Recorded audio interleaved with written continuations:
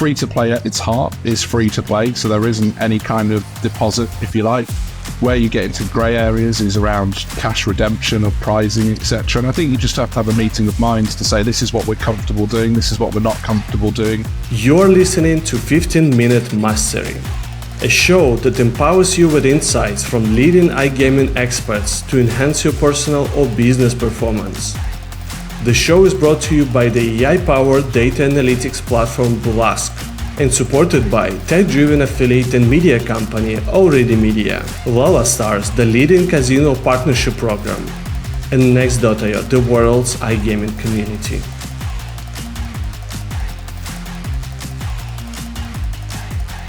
Hey everyone, and welcome to 15-Minute Mastery. Today, our guest is the one and only Jamie Mitchell, the driving force behind Love6, a cutting-edge B2B free-to-play gaming technology company. Jamie's expertise lies in crafting powerful free-to-play activation, engagement, retention, and acquisition channels. He's here to share insights on how sports betting and casino companies can use free-to-play games to improve the user acquisition, retention, and engagement. Jamie, I'm so excited. Welcome to 15-Minute Mastery, my friend. Thank you, Dimitri. Pleasure to be here. Couldn't have done a better intro myself. That was awesome. Thanks, man. Nice to hear you here. And to be honest, I was really excited coming into this conversation because I think the topic which we have today in front of us is very undiscovered. So I'm really hope that we can get into all the nitties-gritties. So let me start with the very first question and probably the hottest for many. The acquisition strategy. So how can operators effectively use free-to-play games to attract new users? What are some of the key elements that make free-to-play offering attractive to potential customers? Yeah, I think free-to-play, you're right, Dimitri, up until probably a couple of years ago was pretty undiscovered, other than perhaps one or two operators out of the UK, Sky Bet being one with Super 6, who really majored on it. I think it's becoming more and more business as usual now for operators, both in sport and casino. And I think the likes of Love6 have been well placed because of that. And I think where we really see the opportunity for operators is that top of the funnel piece. You know, how do they get users onto their platform who perhaps are interested in sports betting, casino betting, but haven't already gone the full way to deposit, you know, create an account, et cetera, et cetera. And I think then it gives you, as an operator, the ability to leverage that interest by free-to-play, offering prizes, be that cash, be that in the form of free spins, whatever it might be. And then gives that operator the first relationship, if you like, with the user, that first interaction, start to learn more about that free-to-play using, and ultimately, you know, what we live and die by really is conversion from, you know, a first-time signed-up player into a paying first-time depositor. So I think it's, as I say, over the last 2 years, become more and more of a staple for almost every operator. And I think we'll see that trend, continue enormously. I think the other benefit you're seeing is operators looking to move into new territories. You know, free to play is absolutely one of the ways you can start to build an audience before you go live with a regulated offering. So the likes of LATAM, you know, very, very underutilized from a free to play perspective. I think we'll see that change significantly. And then, you know, typically into Europe, we're seeing more and more free to play, which is great for Love6, but great for the operators too. Awesome.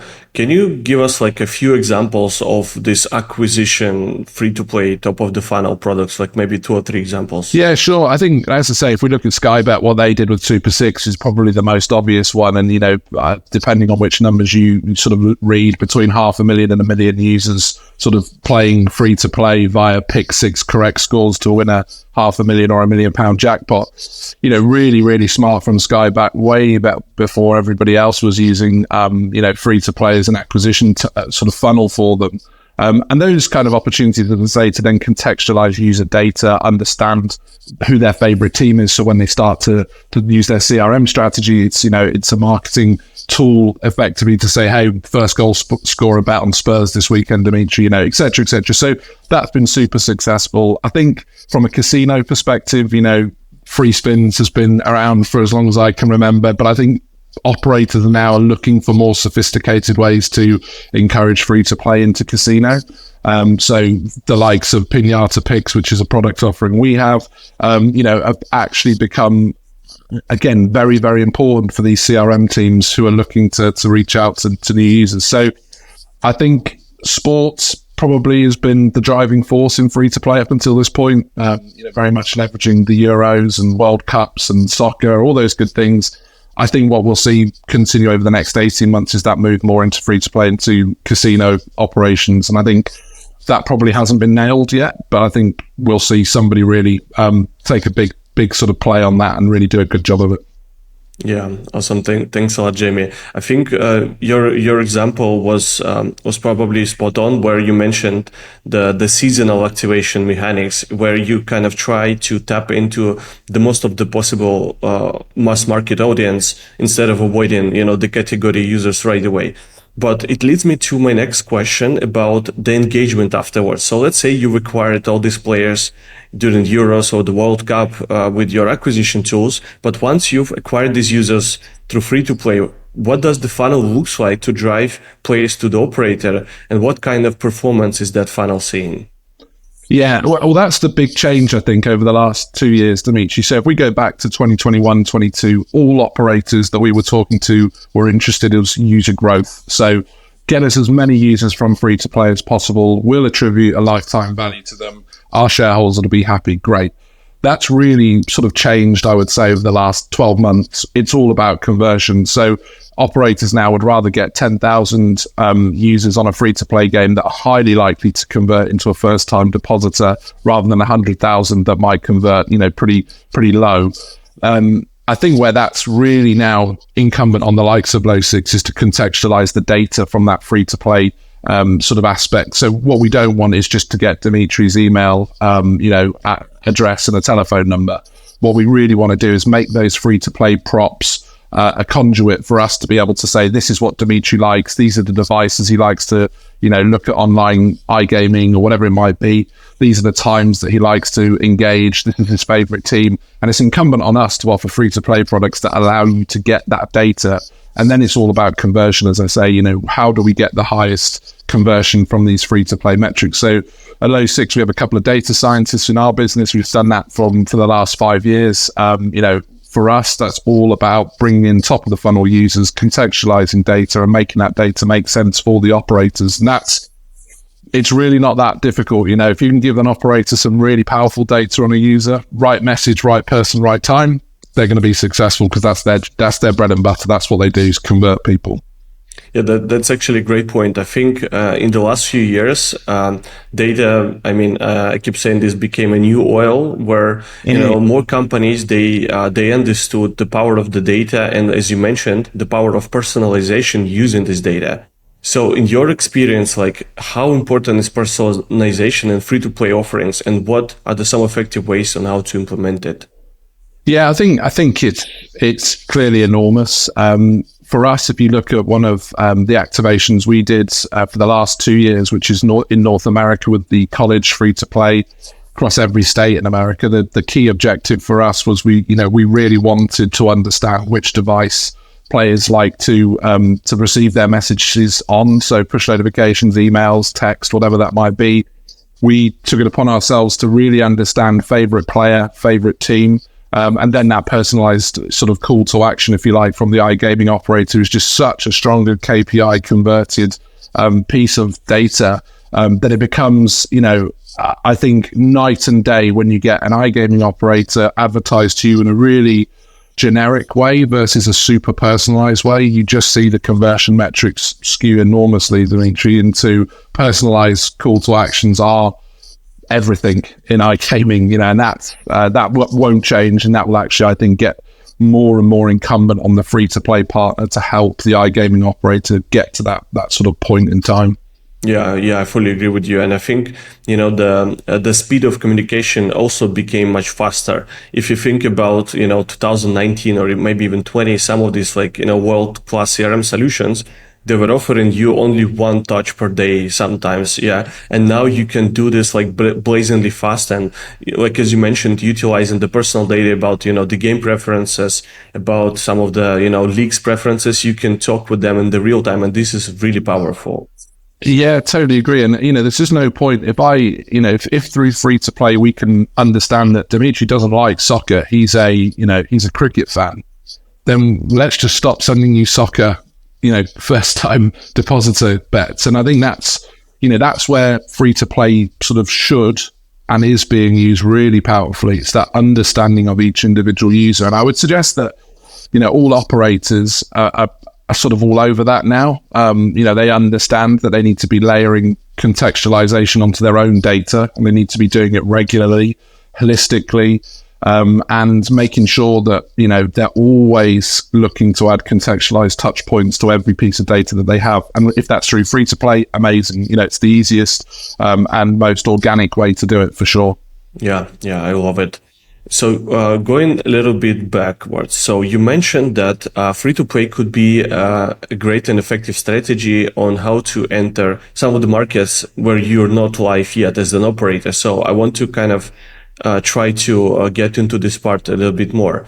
So you mentioned Brazil. So it's getting me to the question where, compliance and regulation sometimes could be like a big issue for iGaming. So I just wanted to hear your thoughts on how do you navigate the regulatory landscape when implementing these free-to-play strategies, especially in unregulated or pre-regulated markets?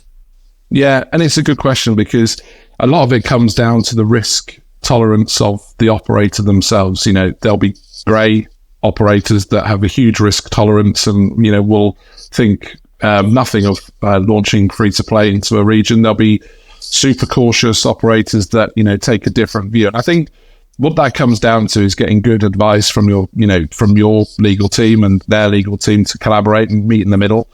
Free to play at its heart is free to play. So there isn't any kind of deposit, if you like.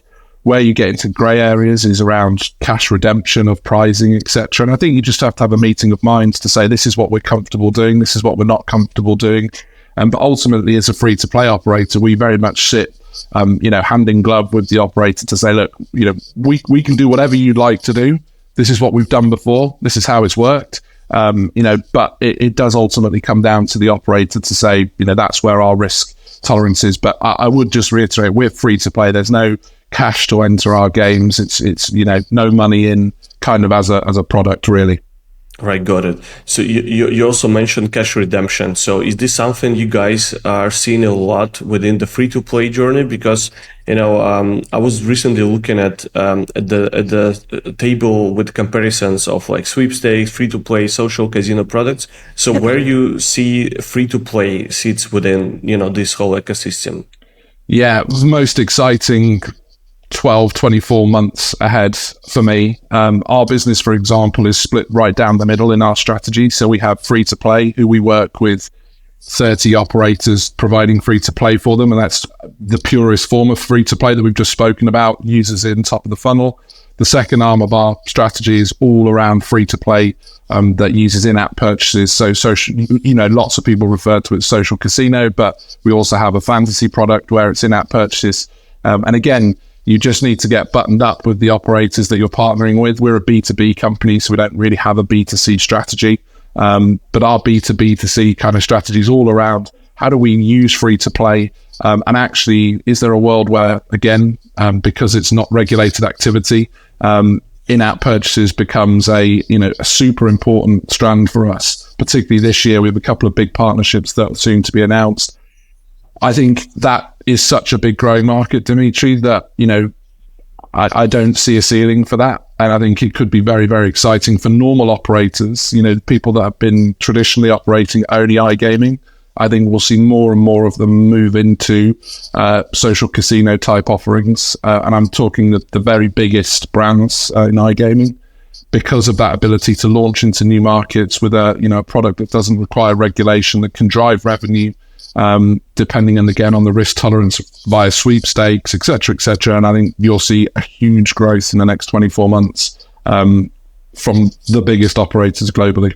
Yeah, I totally agree with you. And I think, what I mentioned before is the category itself, and free-to-play product is allowing you to step up beyond the category and the size, which I really like, because essentially you're building the category on the go.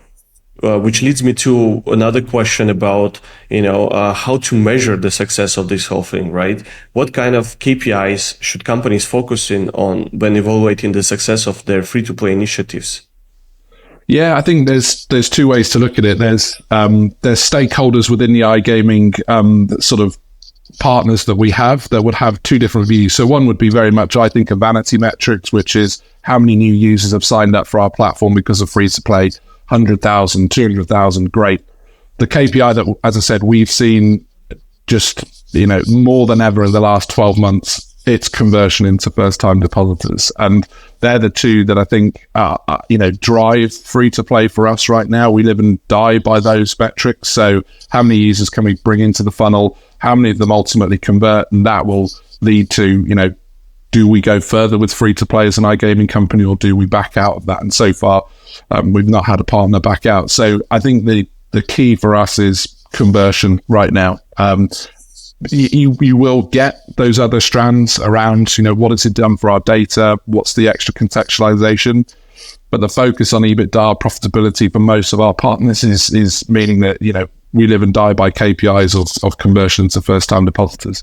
Yeah, for sure. I think the times of not looking at the data are gone, and Totally. Every operator is trying to squeeze every % of their margin and get to optimize their operational expenses as much as possible. So I think this is where free-to-play product finds a perfect spot, by dramatically decreasing the cost for user acquisition and then obviously improving the retention of these users.